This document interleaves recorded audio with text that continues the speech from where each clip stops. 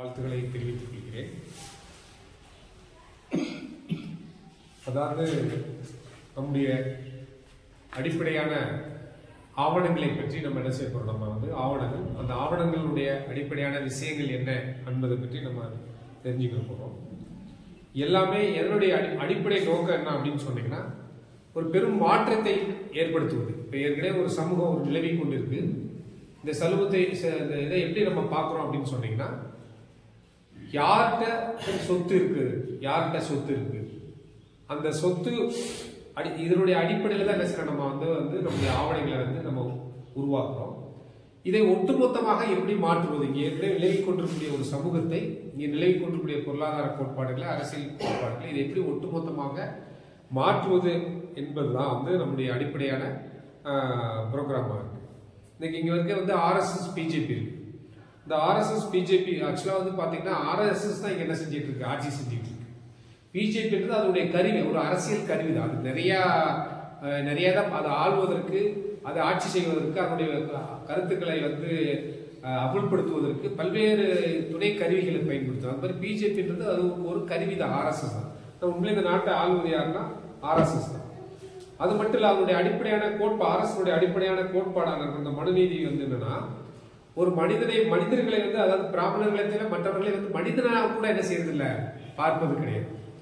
அதுலயும் குறிப்பாக எல்லா பெண்களும், பிராமண பெண்களை உட்பட பெண்களை ஒரு மனிதராகவே என்ன செய்யறது இல்ல, பார்க்கறதுல, ஒரு பொருளாக பார்ப்பது. அவர்கள் அவர்களுக்கு வேலை செய்யக்கூடிய ஒரு கூலிகளாக, அடிமைகளாக பார்க்கக்கூடிய போக்குன்றது இந்த சனாதன மருந்தர்ப்பத்தில் இருக்கு அப்படின்றது.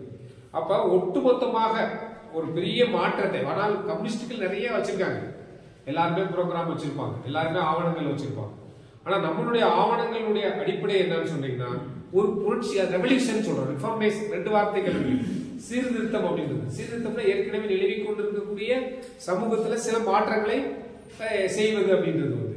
ரெவல்யூஷன் அப்படின்னா ஒட்டுமொத்தமா இங்க நிலவி கொண்டிருக்கக்கூடிய சமூக நிலைமைகளை ஒட்டுமொத்தமாக மாற்றுவது அப்படின்றதான். அதன் அடிப்படையினுடைய நோக்கமாக தான் நம்ம என்ன செஞ்சிருக்கோம், நம்ம நம்முடைய திட்டத்தை நம்ம வரையறுத்திருக்கோம். அதான் நம்முடைய அடிப்படையான ஆவணங்களுடைய நோக்கம் அப்படின்னு தோழர் சொல்றோம்.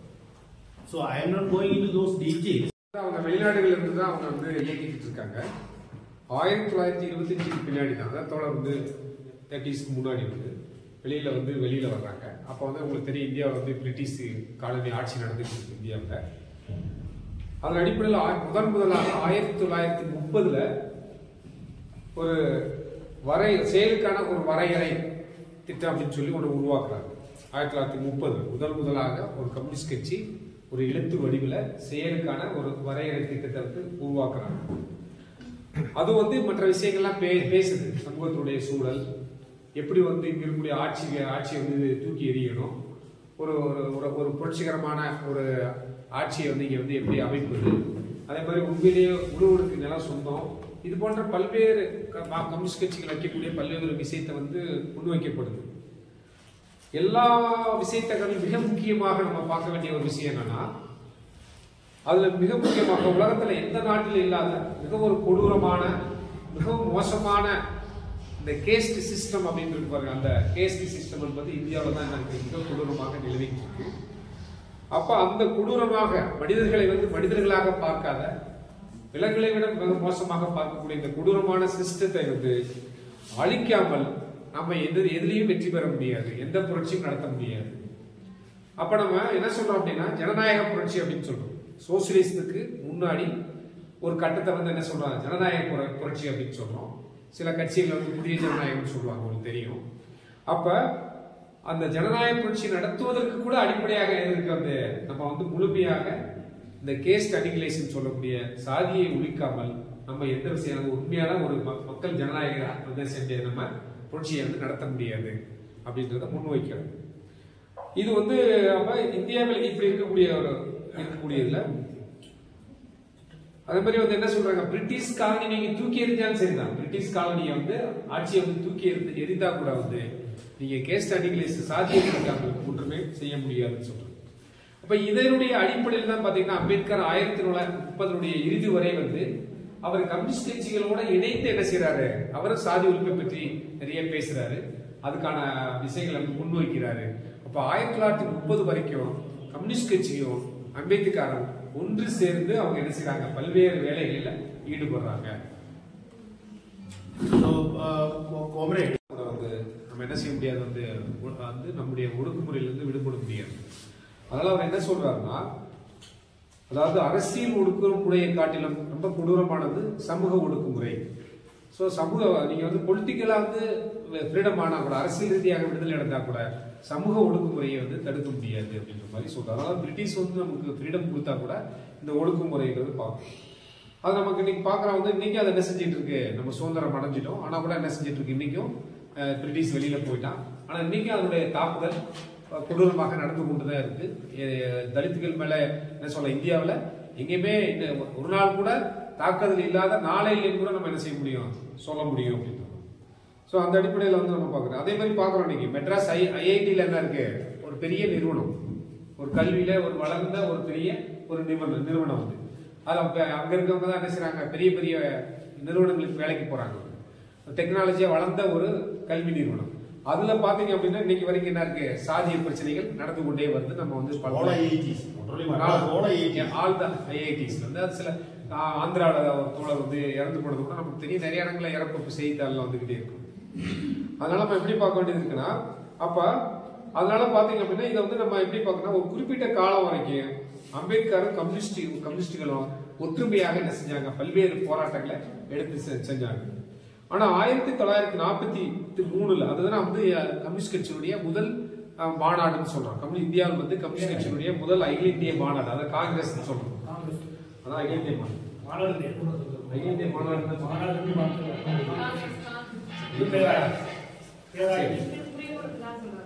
சரிங்களா. அதனால வந்து தோழர்கள் வந்து அந்த நடக்குது. இப்ப நம்ம கூட என்ன செஞ்சோம், 12வது அகில இந்திய மாநாட, அகில இந்திய மாநாட பேராயம், தமிழ்ல பேராயம் சொல்லலாம். அந்த அகில இந்திய பேராயத்தை வந்து எங்க நடத்தணும் அப்படின்னா கேரளால நம்ம நடந்தது. அப்ப நம்ம எப்படி பாக்குறோம் அப்படின்னு சொன்னீங்கன்னா, இப்ப மாவோயிஸ்ட் கூட எப்படி பாக்குறாங்க அப்படின்னு சொன்னீங்கன்னா, அதாவது நிலப்பிரபுத்துவத்தினுடைய ஒரு போக்கு தான் வந்து இது.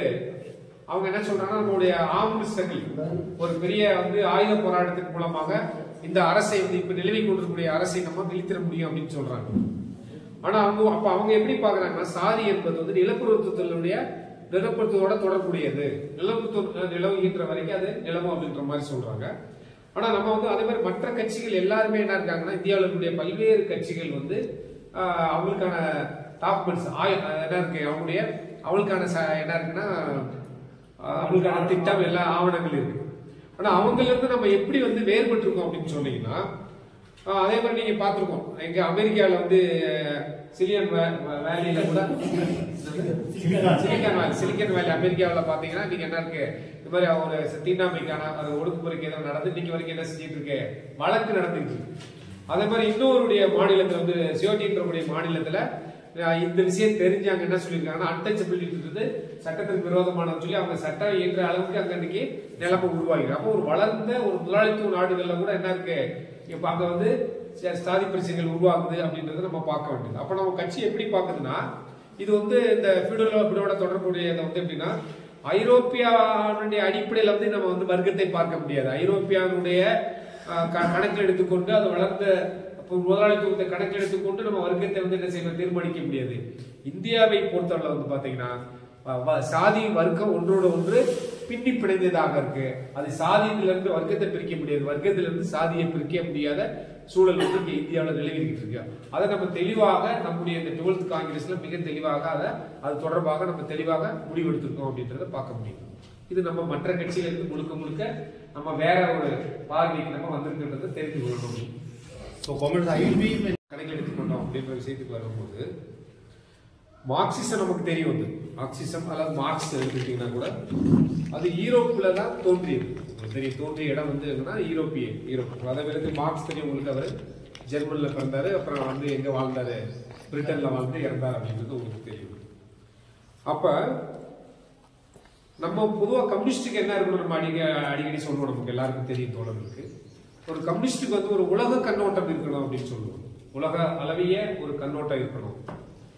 உலகத்தில் இருக்கக்கூடிய ஒரு சர்வதேசிய ஒரு உணர்வு, ஒரு சர்வதேசிய பார்வை இருக்கணும் அப்படின்னு நம்ம வந்து எப்பவுமே சொல்லுவோம்.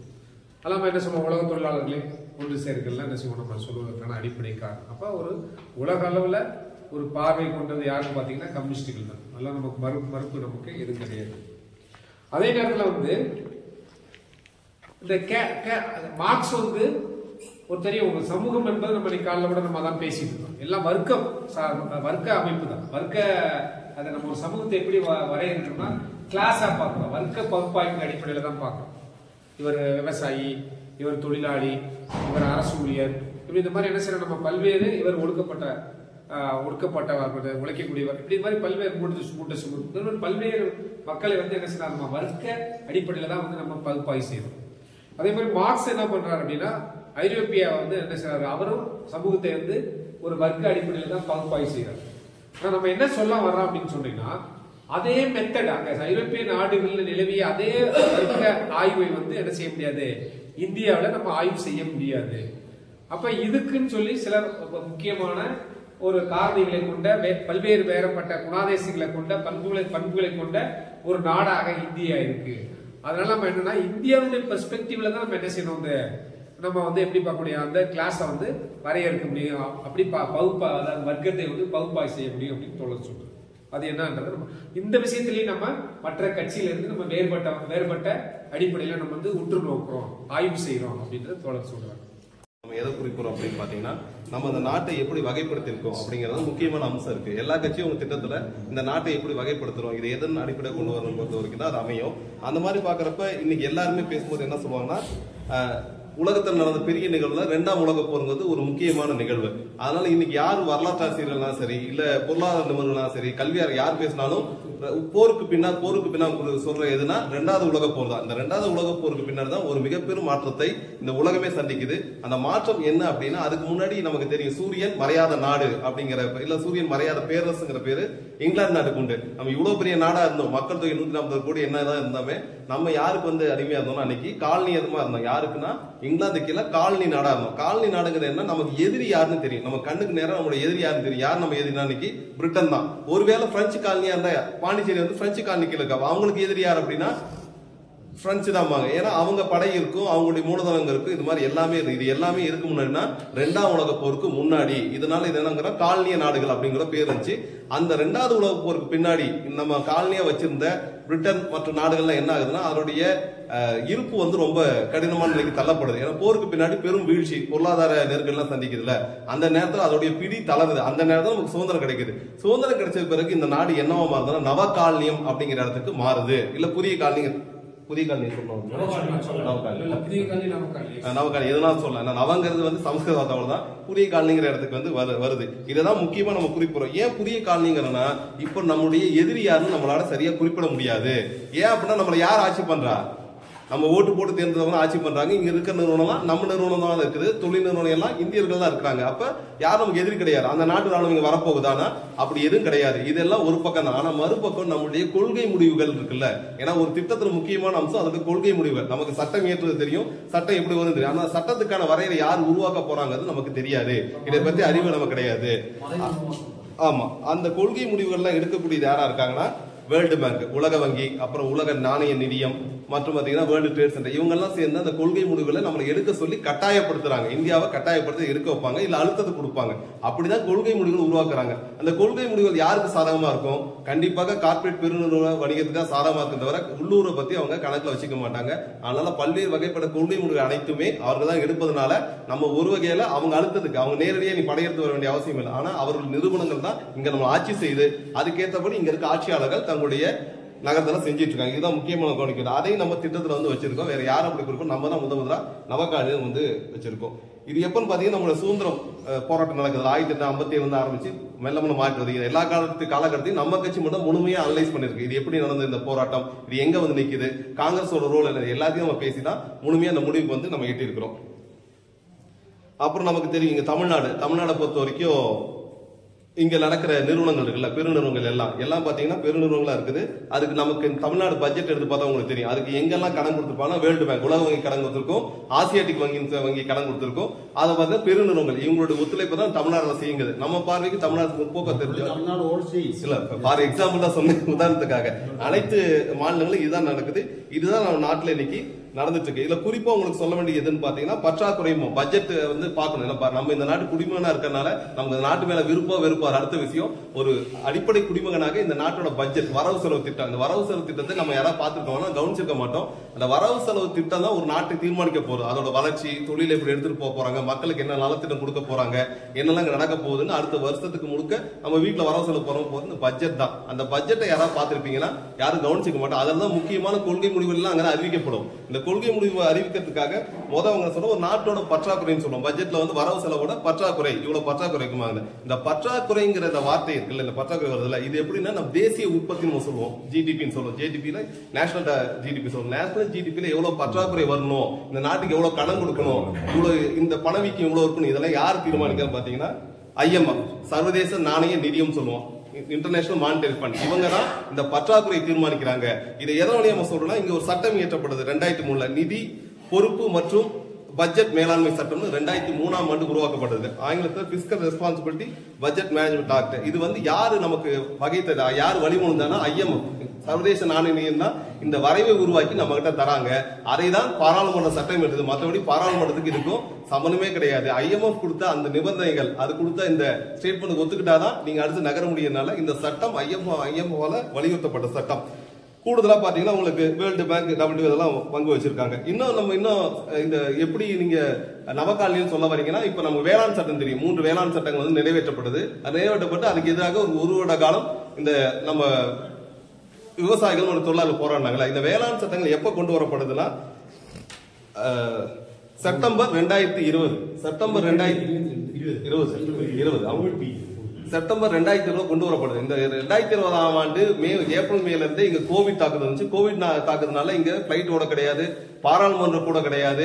என்ன சொல்ல, மொத்த போக்குவரத்து முடக்கப்பட்டது. இந்த எல்லா முடக்கத்துக்குள்ளேயும் சட்டத்தை ஏன் அவசரமா கொண்டு வரணும்னா, அதுக்கு யார் வந்து நமக்கு சொல்லிருக்காங்கன்னா WTO, வேர்ல்டு ட்ரேட் ஆர்கனைசேஷன் நமக்கு ஒரு கட்டளை போறாங்க. என்ன சொல்றாங்கன்னா, இந்த வேளாண்மைங்கிறது கமோடிட்டி, அது வந்து சேருது. அதனால அந்த வணிகமயமாக்கலை நீங்க ஊக்குவிக்கணும். அப்ப தனியார் வணிகமயமாக்கல் கொண்டு வரப்ப நம்ம வேளாண், இந்தியாவோட முதுகெலும்பே வேளாண்மை, அடிப்படை வேளாண்மை இருக்குல்ல, இந்த வேளாண்மைக்கான அத்தனையும் நீங்க தனியார் வசம் ஒப்படைக்கணும், சர்வதேச கம்பெனிகளை ஒப்படைக்கணும், இந்த சட்டத்தை கொண்டு வரணும் WTO ஒரு அழுத்தம் கொடுக்குது. அது என்ன சொல்றாங்கன்னா, அக்டோபர் 1, 2020 முன்னாடி இந்த சட்டத்தை இங்க கொண்டு வந்தே ஆகணும், இல்லைன்னா நீங்க அடுத்த நிதியை வாங்க முடியாதுங்கிறப்ப, அதனாலதான் அந்த நாடாளுமன்றம் கூடாத காலத்திலையும் இங்க பஸ், போக்குவரத்து, விமானம் எல்லாம் இல்லாத காலகட்டத்தில் கூட நாடாளுமன்றம் இருக்காக கூடுது. இந்த ஒரே ஒரு சட்டத்துக்காக கூடி எந்த விவாதம் நடத்த, ஒரு சட்டம் கொண்டு வந்தா விவாதம் நடத்தணும். வந்து மனு அந்த சட்ட வரைவு வைப்பாங்க, அது மேல எதிர்க்கட்சி ஆளுங்கட்சி விவாதம் நடத்துவாங்க. விவாதம் நடத்திட்டா அடுத்து மேல் சபைக்கு போய் இப்படி போய் ஒரு சட்ட குடியரசுத் தலைவர் கையில போய் ஆகும். ஆனா இது அவசர கதியில சனி ஞாயிறு கூட பார்க்காம நாடாளுமன்றம் உடனே கூடி இந்த சட்ட வரைவுகளை வைக்கிறாங்க. வச்சு உடனடியாக அப்ப ராம்நாத் கோவிந்த் தான் இந்திய குடியரசுத் தலைவர்,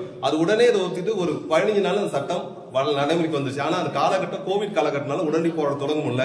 விவசாயிகள் இதோட பிரச்சனை புரிஞ்சுக்கிட்டு வேளாண் மக்கள் நம்மளுடைய இருப்பு பறி போகுது, இந்தியாவோட அடிப்படை விவசாய கட்டமைப்பெல்லாம் சீர்குலைக்கிறதா இந்த சர்வதேச நீதித்துறை வேலைங்கன்னா அதை எதிர்த்து போராட்டங்கள் பண்ணி நம்ம அதை வெற்றி பெற்றுக்கோம். இதுதான் உங்களுக்கு நேரடியாக சொல்லக்கூடிய. இப்படிதான் இப்ப யார் இந்த சட்டத்தை உருவாக்குன வேளாண் சட்டத்தை பாத்தீங்கன்னா WTO சர்வதேச அளவுல தான் உருவாக்குறாங்க. ஆனா யார் கொண்டு வர, பாராளுமன்றம். இப்ப இந்த பாராளுமன்றங்களுக்கு இதை பத்தி எந்த அறிவும் கிடையாது. இது இன்னும் சொல்ல போனா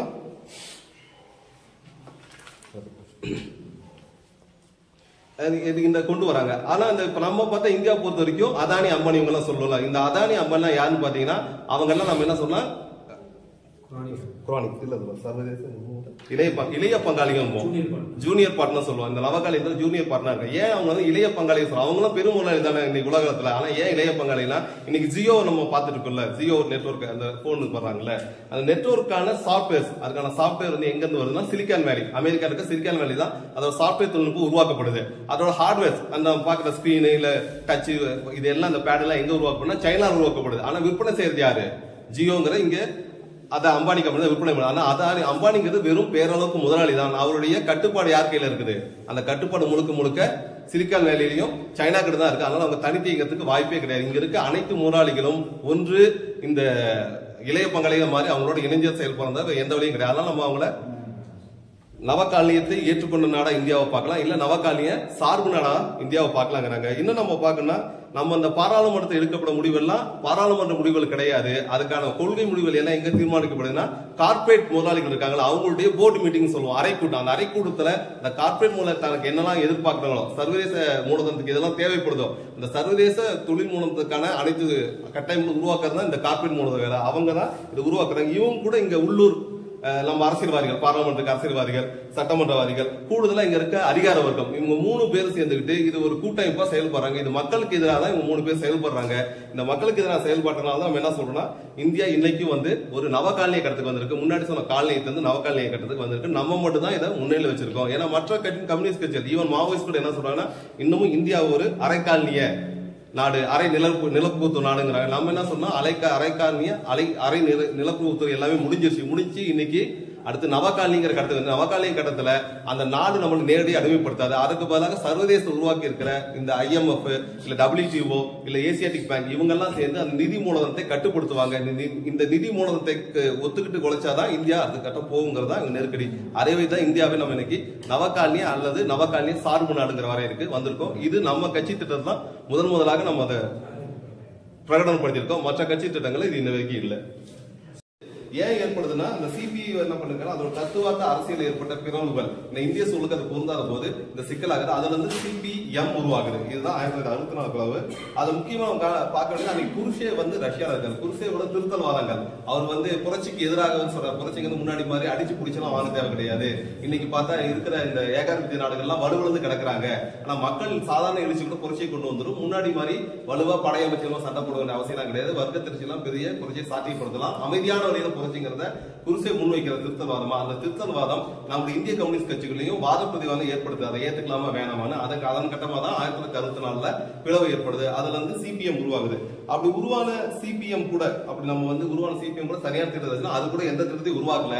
CPI என்ன திட்டத்தை வச்சிருந்துச்சோ அதே திட்டத்தை தான் CPM தொடர்ந்தாங்க. அந்த திட்டத்தை சிறு மாற்றத்தை கூட அவங்க பண்ணல. அதோட வெளிப்பாடாக பின்னாடி 1967 நக்சல் பாரி எழுச்சி ஏற்படுது. இந்த நக்சல் பாரி எழுச்சி நம்ம பேசும்பொழுது 1967 இது பெங்கால் நடக்குது. இந்த பெங்கால்ல நக்சல் பாரி எழுச்சி நடந்த பொழுது அங்க யார் ஆட்சி அதிகாரத்தில் இருந்தானா, CPM துணையோடு கட்சி ஆட்சி நடக்குது. CPM வந்து அந்த ஆட்சி அதிகாரத்தில் இருக்காங்க. ஜோதி பாசு, நம்ம நல்லா தெரிஞ்ச CPM ஜோதி பாசு அன்னைக்கு துணை முதல்வராக இருக்கிறாரு. இன்னும் சொல்ல போனா SUC அமைப்பு சொல்றோம்ல, அந்த அமைப்பும் அந்த ஆட்சியில பங்குதாரா இருந்தாங்க. இவங்க எல்லாம் சேர்ந்து இருக்கும் போதுதான் இந்த 1967 நக்சல் பாரி புரட்சி ஏற்படுது. அது ஏன் ஏற்படுதுன்னா, அடிப்படையா நம்ம சொல்றோம்ல, உழுவோருக்கே நிலம் சொந்தம் அப்படிங்கிறத முற்று முதலாக இவங்க ஆட்சிக்கு வந்த போது ஏத்துக்கல, அந்த கட்சியை ஏத்துக்கல. அதுக்கு எதிராக விவசாயிகள், பெங்கால் விவசாயிகள், ஏன்னா இவ்வளவு நாள் நீங்க அதான் சொல்லிட்டு இருந்தீங்க, உழுவோருக்கே நிலம் சொந்தம் கட்சி கோசம் நீங்க ஆட்சிக்கு வந்து தரலாங்கிறப்ப அவங்க விடல. மக்கள் எழுச்சி ஏற்படுத்த அதை கொடுமையான போலீஸ் அடக்குமுறையை வச்சு அதை கொள்றாங்க. அந்த அடக்குமுறையில 10 பெண்கள், ஒரு குழந்தைகள் எல்லாமே சுட்டுக் கொல்ல போறாங்க. அவங்க தியாகிகளா மாற்ற போறாங்க. இது எல்லாமே CPI SUC இருந்த பெங்கால் கவர்மெண்ட், பெங்கால் ஆட்சி அதிகாரத்தில் நடந்தது. அதனால அந்த கட்சி நிலைப்பாட்டில் எந்த மாற்றமும் கிடையாது. அவர்களுக்கு கிட்டத்தட்ட ஒரு அமைதியான புரட்சிங்கிற புரட்சிக்கான எல்லா சாராம்சத்தையும் வித்துட்டு அவங்க முதலாளித்துவத்தோட அன்னைக்கே சேர்ந்துட்டாங்க. அதுல இருந்து என்ன ஆகுதுன்னா, 1967 அந்த பிரச்சனை ஆகுது. 1969 நக்சல் பாரி எழுச்சி காரணமாக நம்ம CPI-ML அப்படிங்கிற வாய்ப்பு வந்து உருவாக்குறாங்க. Communist Party of India Marxist Leninist அப்படிங்கிற புதிய கட்சி உருவாகுது. அதோடைய காங்கிரஸ் வந்து 8th காங்கிரஸ் நம்ம சொல்றோம். ஏன்னா நம்மளை பொறுத்த வரைக்கும் 1940 ஆரம்பிச்சு எல்லா காங்கிரஸ், கம்யூனிஸ்ட் கட்சி காங்கிரஸ் எல்லாம் கணக்குல வச்சுதான் இந்த காங்கிரஸ் 1970 நடக்குது. அதை நம்மளோட 8th காங்கிரஸ் நம்ம குறிப்பிடுறோம். அதுலதான் வந்து சில திட்டங்கள், அந்த புரட்சிகளை பத்தி இதெல்லாம் வரையறை செய்யப்படுது. ஆனா அதுல கூட நமக்கு பெரிய சிக்கல் என்ன ஆகுதுன்னா, முன்னாடி CPM தான் இருந்தாங்களா, அதை நம்ம என்ன சொல்றோம்னா வலது திருத்தல்வாத பாதங்கிறோம். ஏன்னா புரட்சிக்கு எதிராக வலது சரியாக மாறிட்டாங்க. புரட்சிக்கு எதிரான எல்லா கட்சியும் முன்வைக்கிறாங்க. மக்கள் திரட்சியை அவங்க உட்படுத்த போறது. அதனால அவங்க வலது திருத்தல்வாதமோ, அந்த வலது திருத்தல்வாதத்துக்கு எதிராக தான் இந்த CPI-ML ஒரு திட்டத்தை வைக்கிறாங்க. இந்த திட்டம் முழுக்க என்ன ஆகுதுன்னா, சைனாவை கோட் பண்ணி வைக்கிறோம். அன்னைக்கு சீனாவை வந்து பார்த்தா நம்ம சீனா தலைவர் நம்ம தலைவர் கோஷம் வைக்கிறாங்க. அதே போல சைனால 1940 இருந்த நிலைமை, அன்னைக்கு சைனா 1940 என்ன இருக்கு, நம்ம முடிவெடுக்கிறது 1969-70. ஆனா எதை ஒப்பிடுறோம், 1940 சீனாவில இருந்த அரைக்காலனிய நிலைமை அப்படியே கணக்கில் வச்சுக்கிட்டு அரைக்காலனிய அரை நிலப்பரப்பு நிலைமையில இந்தியாவில் இன்னைக்கு நீடிக்கிற வரைய வச்சுக்கிட்டு இந்த திட்டம் ஒதுக்கப்பட்டது. இந்த சொல்ற திட்டம் என்ன பண்ணுதுன்னா, எப்படி அதை வளர்ந்து திட்டம் வருமோ அதே போல இடது சாகசவாதங்கிற இடத்துக்கு CPI-ML திட்டம் போயிடுச்சு. இந்த திருத்தவாத இந்த சட்ட திருத்தங்கள் எதையுமே உட்படுத்தல. அவங்க பொதுவா சைனாவை பார்த்து அப்படியே காப்பீடு வச்சதுனால அதே மாதிரி இங்கேயும் புரட்சி நடத்திடலாம் அப்படிங்கறத வந்து கொண்டு வச்சுட்டாங்க. அவங்க எல்லாமே கவனிக்க தவறுன விஷயம் என்ன அப்படின்னு பாத்தீங்கன்னா, இங்க இந்தியால சூழல் அன்னைக்கு அப்படி இல்ல. ஏன்னா 1960-70 பாத்தீங்கன்னா இந்தியா பல்வேறு தடைகள் தாண்டிச்சு. அவங்க சொல்லக்கூடிய நிலப்பிரபுத்துவம் அப்படிங்கிறது இந்தியால அன்னைக்கு மாறிட்டு வந்துச்சு. ஏன்னா ஜமீன்தாரி ஒழிப்பு அதுக்கு முன்னாடியே நேரு கவர்மெண்ட் வந்து சாத்தியப்படுத்திச்சு. அவங்க சொல்றது என்னன்னா, நிலப்பிரபுத்துவங்கிறது என்ன, ஒரு பெரிய நில லேண்ட்லார்ட் இருப்பாங்க, 10,000-50,000 ஏக்கர் வச்சிருப்பாங்க. அதுக்கெல்லாம் ஆண்டாளுடைய மாதிரி வாழ்வாங்க. அந்த ஸ்டேஜ் அவங்க அடிச்சு வேலை வாங்குவாங்க, உதச்சு வேலை வாங்குவாங்க. அவங்களுக்கு சம்பளம் எதுவும் இருக்காது, அவங்க கொத்தடிமையா தங்கிக்கலாம், அவங்களுக்கு நில உரிமை எதுவுமே இருக்காது. ஆனா அதுக்கு பின்னாடி அந்த கிரீன் ரெவல்யூஷன் நம்ம சொல்றோம் பசுமை புரட்சி. இந்த பசுமை புரட்சிங்கிறது எதுக்கு உருவாக்கப்பட்டா, அன்னைக்கு உருவான புதிய விவசாய பூர்ஷா வர்க்கம், முன்னாடி பழைய முதலாளிகள் கிடையாது, புதுதாக உருவான பூர்ஷா வர்க்கம், அதை பணம் வச்சவங்க நிலத்தை வாங்கிட்டு அதை அவங்க தொழில்மயமாக்கிறதுக்கான உருவாக்கம் இந்த கிரீன் ரெவல்யூஷன். இந்த கிரீன் ரெவல்யூஷன் நல்லா தெரியும். பசுமை புரட்சி எம்.எஸ். சுவாமிநாதன் அவர் தமிழ்நாட்டை சேர்ந்தவர் இருந்தாலும் அவர் தான் பசுமை புரட்சியின் தந்தைங்கிறாங்க. அது அவருடைய திட்டம் மட்டும் கிடையாது, அது வேர்ல்டு பேங்கோட திட்டம். என்ன சொன்னா நார்மன் போல இந்த மாதிரி சர்வதேச அமைப்புகளோட சேர்ந்தா இந்த பசுமை புரட்சிங்கிறது நினைச்சு, அந்த பசுமை புரட்சிங்கிறது இங்க இருந்த பழைய காலனி முறை நிலப்புறத்தை உடைச்சி புதிய நிலப்புறத்து முறை, அதாவது நிலப்புறத்துவங்களை தாண்டி தொழில்மயமாக்கத்துக்கு வந்துருச்சு. இது எல்லாம் கணக்குல வைக்காம தான் இன்னைக்கு கூட மாவோயிஸ்ட் கட்சி என்ன வைக்கிறாங்க, நிலப்புறத்துவம் தான் இங்க இருக்குது. அதனால நம்ம கிராமப்புறங்களை துப்பாக்கி முனைகள்ல வந்து புரட்சி நடத்தி அங்கிருந்து கீழ் நோக்கி வந்தோம்னா நகர்ப்புறத்திற்கு ஆச்சரியத்தை நம்ம கைப்பற்றினாங்கிறாங்க. இன்னைக்கு அதுதான் சாத்தியமே இல்லை. ஏன் இன்னைக்கு அது சாத்தியம்னா, இந்திய காலம் முற்றுமாளுக்கு இன்னைக்கு நீங்க தமிழ்நாட்டில் நிலப்புறத்தை நம்ம எங்கேயுமே பார்க்க முடியாது, அந்த சூழலாம் மாறிச்சு. இன்னும் சொல்ல போனா இன்னைக்கு இந்தியாவில இருக்கிற ஏழை குடும்பங்கள், இந்த விவசாய குடும்பங்கள் இதெல்லாம் யார் கட்டுப்பாட்டுல இருக்காங்கன்னா மைக்ரோ பைனான்ஸ் நம்ம பார்த்திருப்போம். ஊர்ல நுண்கடன்கள் இருக்குல்ல, நிதி நிறுவன கடன்கள் பெண்கள் கொடுத்துருக்காங்களே, இந்த கடன் நிறுவனங்கள் பிடியில் தான் இன்னைக்கு இந்திய குடும்பங்கள் சிக்கி இருக்குது. அவங்க துளி கூட அரசியல்படுத்தப்படாம வெளியே வராம இருக்கிறது காரணம் இந்த கடன் நிறுவனம் தான். இந்த கடன் நிறுவனம் நுண்கடன்கள் இந்த திட்டத்தை உருவாக்குற முக்கியமான அம்சம் யாருன்னு பாத்தீங்கன்னா முகமது யூனஸ் அப்படிங்கறத முக்கியமான பங்களாதேஷை சார்ந்தவர். இன்னைக்கு பங்களாதேஷ் இப்ப பார்த்த 2-3 நாள் பங்களாதேஷ்ல ராணுவ புரட்சி நடந்துச்சு. ராணுவ புரட்சிக்கு ஒரு புதிய ஆட்சி ஏற்பட்டிருக்கு. அந்த ஆட்சியோட அதிபர் யாருன்னு பாத்தீங்கன்னா இடைக்கால அரசு. இந்த இடைக்கால அரசோட அதிபர் தான் முகமது யூனிஸ். இவரு அமெரிக்காவுக்கு ரொம்ப சார்பா நடந்துக்கவர். அமெரிக்க திட்டங்கள் தான் அங்க செயல்படுத்த போறாங்க, அதுக்காக தான் அவர் உருவாக்குறாங்க. அவர் உருவாக்குன இந்த நுண்கடன் திட்டம் தான் இன்னைக்கு இங்க இந்திய பெண்கள் எல்லாம் கூப்பிட்டு நாங்க லோன் தரோம், நீங்க தொழில் பண்ணுங்க. என்ன தொழில் பண்ண போறாங்க, சின்னதா ஏதாச்சும் ஒரு பெட்டி கடை வைக்கலாம், இல்லைன்னா ஊருகா வியாபாரம். இதுக்கு அவங்க கடன் தராங்க, நுண்கடன் எவ்வளவு தராங்களோ அதுக்கு எவ்வளவு வட்டி, ஒரு வருடத்துக்கு 21% வட்டி. அந்த பெண்களுக்கு 21% வட்டிங்கிறப்ப அவங்க உழைப்போட உபரி மொத்தம் யாருக்கிட்ட போயிடும், கடன் கட்டவே போயிடும். அவங்க மீண்டும் வெளியே வர முடியாது. இந்த கடன் சுமையினாலே அவங்க சமூக அரசியல் வந்து எதையும் கவலைப்படாம அந்த கடனை கட்டத்துக்கே அந்த நுகத்தடியில மாட்டின மாதிரி அதுக்குன்னே ஓடிட்டு இருக்காங்க. இந்த நிலைமை தான் இன்னைக்கு இந்திய கிராமம் நிகழ்ந்து இருக்கு. இதுவே இந்த நம்ம பார்க்கல, இந்த வட்டிக்கு 21% தான் இந்த பெண்களுக்கு எல்லாம் தராங்க. இதுவே கார்பரேட் நிறுவனம் ஒரு பேங்க்கு போச்சா எவ்வளவு தராங்கன்னா, வருடத்துக்கு 5% வட்டிக்கு கார்பரேட் நிறுவனத்துக்கு அரசு வாரி கொடுத்துட்டு இருக்குது. கார்பரேட் நிறுவனம் பல வசதி படிச்சவங்க, அவங்களுக்கு எல்லா சலுகையும் கொடுத்து 5% தான் வட்டி கேட்கறாங்க. ஆனா உழைக்கும் பெண்கள்கிட்ட இல்ல உழைக்கும் மக்கள்கிட்ட இவ்வளவு கொடுக்கறது ஏன்னா மீண்டும் மீண்டும் இந்த அந்நிய ஏகாதிபத்திய நிறுவனங்களுடைய மூலதனத்துக்குள்ள நம்ம சிக்க வைக்கிறதுக்காக தான் இந்த மாதிரி திட்டங்கள் கொண்டு வந்து அதை வந்து அரசு செயல்பட்டு இதெல்லாம் கணக்கு என்ன சொல்றோம்னா, முன்னாடி மாதிரி நீங்க வந்து வெறும் துப்பாக்கி புரட்சியை வந்து கிராமப்புறங்களை கைப்பற்றி கிராமத்தை அப்படியே இறங்கி நகர்ப்புற அரசாங்கம் கைப்பற்றது இன்னைக்கு செல்லுபடியாகாது. ஏன்னா இன்னைக்கு நேரடி நிலப்பூத்தவங்க கிடையாது, நேரடி காலனியும் கிடையாது. அதையெல்லாம் மாறி இன்னைக்கு சர்வதேச நிதி மூலத்தோட பெருக்கத்துக்கு உதவுற மாதிரியாக ஏகாதிபத்தியை ஏற்றுக்கொள்ளக்கூடிய நவ காலனிங்கிற இடத்துக்கு இந்தியா வந்துருச்சுங்கிறது நம்ம தான் முதலாக டிக்ளேர் பண்ணிருக்கோம். நம்ம கட்சி தான் அதை முதல்ல திட்டத்தை டிக்ளேர் பண்ணிருக்கு. இன்னமும் கூட பல கட்சிகள் அரை காலனிய அரை நிலப்பூத்துங்கிற வார்த்தையை பயன்படுத்துறாங்க. அதெல்லாம் தவறான வாதம். இன்றைய இந்திய சூழல முழுமையா நம்ம அலசி ஆராய்ச்சி பார்த்து நம்ம கிடைச்சதுன்னா அதே போல இந்த நகர்ப்புறங்களை பார்க்கலாம். பங்களாதேஷ் இந்த மாதிரி போராட்டம் நடக்குது. இந்த போராட்டம் எதை நோக்கி நடக்குதுன்னு பாத்தீங்கன்னா மூலதன குவிப்பு, அது அந்நிய மூலதன குவிப்பு இதெல்லாம் நடக்க தவிர நீங்க நிலப்பூரத்துக்கு எதிராக எந்த போராட்டமும் நீங்க கிடையாது. இவங்க லேண்ட்லாண்டா இருக்கவங்க எதாவது போராட்டம் எங்கேயும் கிடையாது. அதனால பழைய முறைகள் தகர்க்கப்பட்டுச்சு. இதெல்லாம் கணக்குல வைக்காம இன்னைக்கு கம்யூனிஸ்ட் கட்சிகள் எல்லா கம்யூனிஸ்ட் கட்சிகளும் அரை காலனிய அரை நிலப்பூர்த்தர் அப்படின்னு சொல்லிட்டு இருக்காங்க. அப்படிலாம் கிடையாது. இன்னைக்கு நவகாலனியர் கட்டத்துக்கு இந்தியா வந்துச்சு. அதனாலதான் மீண்டும் என்ன சொல்றோம்னா, இந்தியா ஒரு நவகாலனிய நாடு அல்லது நவகாலனிய சார்பு நாடா இருக்க முடியுமே தவிர கண்டிப்பாக பழைய நிலை இன்னைக்கு இல்ல. அதனால அதை தான் நம்ம கட்சி திட்டத்தை முன் வச்சிருக்கோம். இது நம்ம நீண்ட கால ஆய்வு மூலம். ஏன்னா அதுக்கு முன்னாடி பார்த்தீங்கன்னா சைனாவோட திட்டம் அப்படியே வச்சுட்டாங்க, அதுக்கு பின்னாடி ரஷ்யா கிட்ட கிடைச்ச திருத்தவாதத்தை கொண்டு வச்சாங்க. அப்படி இல்லாம முழுக்க இந்தியாவோட நிலைமைகளை வரலாற்று ரீதியாக முழுமையாக ஆய்வு செய்து நம்ம அந்த முடிவை ஏற்றிருக்கிறோம். அதன் வழியாக இந்தியாங்கிறது இதுதான் நம்ம வரையறை செய்திருக்கோம். இந்த வரையறை மேல விவாதங்கள் நடத்துறதுக்கோ இல்ல இன்னும் தெளிவுபடுத்துறதுக்கோ இல்ல மேற்கொண்டு இல்ல மறுக்கிறதுக்கு உரிமை உண்டுனாலும் அதை நம்ம வெளிப்படையான விவாதத்தை கலைக்கிறோம். எல்லா கட்சிக்கும் நம்ம அதை வந்து வலியுறுத்துறோம். வெளிப்படையான விவாதத்துக்கு நான் தயாரா தான் இருக்கோம். அந்த விவாதங்கள் மூலம் உண்மையில் வென்றெடுக்கப்படலான்ட்டு தோணும். So, I am just making an outline. None of புதிய பாசிசங்கிறத புதுசா நம்ம வந்து இணைச்சிருக்கிறோம். இது எப்ப இணைச்சுன்னா 20 செப்டம்பர் 2022 மாநாட்டில் எடுக்கப்பட்ட முடிவுபடி நம்ம மாநாட்டில் எடுத்த முடிவுபடி புதிய பாசம் நியோ பாசங்கிறத நம்ம இந்த இடத்துல வந்து சேர்த்திருக்கோம். ஏன் அப்படின்னு பாத்தீங்கன்னா பாசிசம்ங்கிறது எப்ப உருவாகுதுன்னா, 2ஆம் உலக போருக்கு முன்னாடி ஹிட்லர் முசோலினி அவர்கள் நாட்டுல இந்த பாசிச சித்தாந்தத்தை உருவாக்குறாங்க. இந்த சித்தாந்த உருவாக்கங்கிறது அன்னைக்கு இருந்த போதே இன்னைக்கு இருக்குதானா, இன்னைக்கு அப்படி இல்லை. அதுவும் பல்வேறு மாற்றங்களை சந்திச்சிருக்கு. இன்றைய சூழல்ல பழைய மாதிரி பாசிசம் இன்னைக்கு கிடையாது. என்ன சொல்ல போனா இந்திய சூழல்ல இந்த பாசங்கிறது வேற மாதிரி இருக்கு. வெவ்வேறு நாடுகள்ல பாச சூழல் மாறி இருக்கு. இன்னைக்கு பார்த்தா அமெரிக்கால இருக்கிறது கிறிஸ்துவ இவாஞ்சலியன் சொசைட்டி, அவங்களுடைய ஆதிக்கம் அந்த மத நூற்றோட ஆதிக்கத்தோட தான் இருக்கு. அதே போல பர்மால பார்த்தா புத்த மத ஆதிக்கம், இதோட தான் பாச செயல்பாடுகள் நடந்துட்டு இருக்கு. இலங்கையில புத்த மத செயல்பாடுகளோட அந்த மத செயல்பாடக்கூடிய பாச செயல்பாடு வந்து வளர்ந்துட்டு இருக்குல்ல. இந்த மாதிரி நாட்டுக்கு நாடு ஒவ்வொரு நாட்டுக்கும் இந்த பாசிசம் அதனுடைய செயல்பாட்டை மாத்திக்குது. இன்னைக்கு இருக்க பாசங்கிறது முழுக்க முழுக்க ஊழல் படிந்த கார்பரேட் முதலாளிகள் நலனுக்காக மட்டும்தான் இந்த பாசம் உருவாக்கப்படுது. அதுக்காக தான் மதக்கலவரம், அதுக்காக தான் மக்கள் மேல இந்த தாக்குதல், அதுக்காக தான் இந்த மக்கள் மேல இந்த அழுத்தம், இது எல்லாத்தையும் ஏன் உருவாக்குறாங்கன்னா கார்பரேட் முதலாளிகள் வந்து நிறைய லாபம் சம்பாதிக்கணும், மக்கள் ஒற்றுமை இருக்கக்கூடாது. அந்த ஒற்றுமையை சிதறடிக்கிறத என்ன சொல்றாங்கன்னா, உங்களுக்கு எதிரிகள்லாம் நாங்க கிடையாது, இந்த உங்களுக்குள்ளதான் எதிரிகள் இருக்க மாதிரி காட்டிட்டு இவர்கள் என்ன பண்றாங்கன்னா இந்த இயற்கை மற்றும் இங்க இருக்க மூலதனத்தை கொள்ளையடிக்கிறதுக்காக தான் இந்த பாசங்கள் உருவாக்கப்படுது. அந்த வகையில் தான் இந்தியாவில் உருவாக்கப்பட்டிருக்கு. இந்தியாவில் நமக்கு ஏற்கனவே இங்க பார்ப்பனிய வழிகளான பாசிசம் உருவாயிருக்கு. ஏன்னா பார்ப்பனியத்தை வழி தான் மக்களை இங்க ஜாதி மற்றும் மத ரீதியா பிரிச்சு வச்சிருக்காங்கல்ல. அதன் அடிப்படையிலான பாசிச போக்கு இந்தியாவில் வளர்ச்சி பெற்று இது புதிய பாசமா உருவாயிருக்கு இந்த காலத்துல. இது முதன்மையா லாபத்துக்காக தான் நடத்தப்படுது. இந்த ஏன்னா இதுக்கு முன்னாடி இந்த ஆட்சிகள் கூட லாபத்தின் நோக்கத்தில் நகர்ந்திருக்கு. ஆனா முந்தைய ஆட்சியில கூட இன்னைக்கு பாத்தீங்கன்னா தனியார் மயமாக்கல் அதிகமாகி இருக்கு. அதே போல அரசு வேலை வாய்ப்பு குறைஞ்சிருக்குல்ல. இது எல்லாம் எதை சார்ந்து இருக்குன்னா, இதை தனியார் மயமாக்கணும் யார் லாபம் அடைக்க போறா? சர்வதேச நிதி மூலதன முதலாளிகள் தான் லாபம் அடைய போறாங்க. அதுக்காக தான் இன்றைய அரசு அதுக்கு பாடுபட்டு இந்த மோடி அரசுங்கிறது பாஸ் அரசா மாறி இருக்கு. இந்த RSS ஓட கிளையா உருவாக்கப்பட்டாலும் அரசோட அஜெண்டா முழுக்க முழுக்க மோடி அரசு இன்னைக்கு செஞ்சுட்டு தான் இருக்கிறாங்க.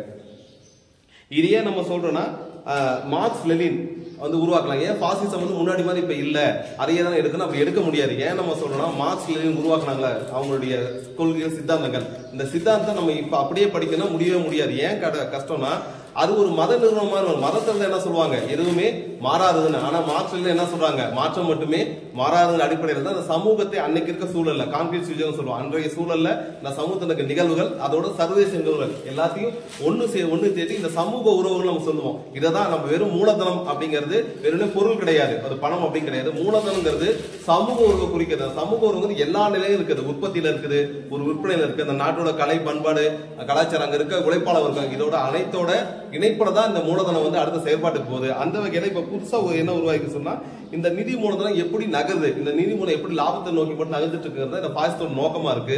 அந்த நோக்கத்துக்காக தான் இந்த பாசிசம் புதிய பரிமாணத்தை எடுத்திருக்கு. ஏன்னா இதுக்கு முன்னாடி நம்ம பாசிசம் குறிப்பிட்டோம்னா அன்னைக்கு நாடாளுமன்றம் ஹிட்லர் ஆட்சிக்கு வந்து என்ன பண்றாரு, ஃபர்ஸ்ட் பாராளுமன்றத்தை கலைச்சிடறாரு. இனிமே பாராளுமன்றம் கிடையாது, நேரடி ராணுவ ஆட்சிங்கிறாரு. முசோலினி ஆட்சிக்கு வந்தோடனே பாராளுமன்றம் கலைச்சிடறாரு. அதனால பொதுவான பாங்கு நம்ம பழைய கட்சிகளுக்கு என்ன இருக்குன்னா, பாசிசம் ஒண்ணு வந்துட்டா இங்க பாராளுமன்றம் நடைபெறாது, பாராளுமன்றம் இருந்தா பாசிசம் கிடையாதுங்கிறாங்க. அப்படிலாம் கிடையாது. இன்னைக்கு பாராளுமன்றத்தை வச்சுக்கிட்டு பேரளவுக்கு தான் பாராளுமன்றம் நமக்கு தெரியும். இந்த 3 வேளாண்மை சட்டங்களா இருக்கலாம், இல்ல இன்னைக்கு பார்வையாளர் இன்னைக்கு இந்த 3 வேளாண்மை சட்டங்களா இருக்கலாம், இல்ல இன்னைக்கு கொண்டு வந்திருக்க புதுசா குற்றவியல் நடைமுறை சட்டம், இது எல்லாத்துலயும் பார்லமெண்ட் என்னவா இருக்குது, வெறும் பார்வையாளர் தான். அதுல முறையான விவாதம் கூட நடத்துறது இல்ல. விவாதம் நடத்தினா கூட அந்த கருத்து மேலாண்மை செலுத்த முடியாம பாசம் அதோட கருத்து ரொம்ப தெளிவா செயல்படும். அதனால பழைய காலங்களை போல பாராளுமன்றத்தை முற்றிலும் அழித்தொழிச்சிட்டு எந்த மக்கள் இது இல்லாம நேரடியாக ஆட்சி செய்யணும் கிடையாது. இன்றைக்கு புதிய வகை பாசிசம், அதனால அதை நியோ பாசம் நம்ம குறிப்பிடுறோம். இந்த பாசம் பாராளுமன்றத்தை பேரளவுக்கு ஒரு பார்வையாளர் வச்சுக்கிட்டு இவங்களுடைய பாச திட்டங்கள் அனைத்தையும் செயல்படுத்துவாங்க. இது அனைத்தும் பன்னாட்டு நிதி மூலதனத்தை சுழற்சிக்காக தான் பயன்பட போதும் தான் நம்ம கட்சி இதை முன் வச்சிருக்குது. அதனால நம்ம என்ன சொன்னோம், இந்த புதிய தாராளவாத கட்டமைப்புக்கு ஏற்ற மாதிரி புதிய பாசம் உருவாயிருக்குது. ஏன்னா பழைய தாராளமையும் இன்னைக்கு கிடையாது. அதே இந்த புதிய தாராளமயத்துக்கு ஏற்ற மாதிரி இந்த புதிய பாசம் உருவாயிருக்குன்னு நம்ம முன் வச்சிருக்கிறோம்.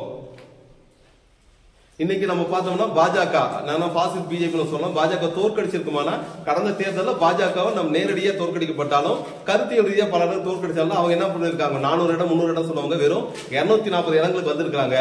கூடுதலா கூட்டணி கட்சிகளுடைய ஒத்துழைப்பு தான் ஆட்சி நடந்துட்டு இருக்கு. சரி, கூட்டணி கட்சி எல்லாம் சேர்ந்துருச்சு இல்ல, அப்ப பாஜக நேரடி ஆட்சிக்கு இல்ல, அப்ப பாசிங் முடிஞ்சிருச்சானா கிடையவே கிடையாது.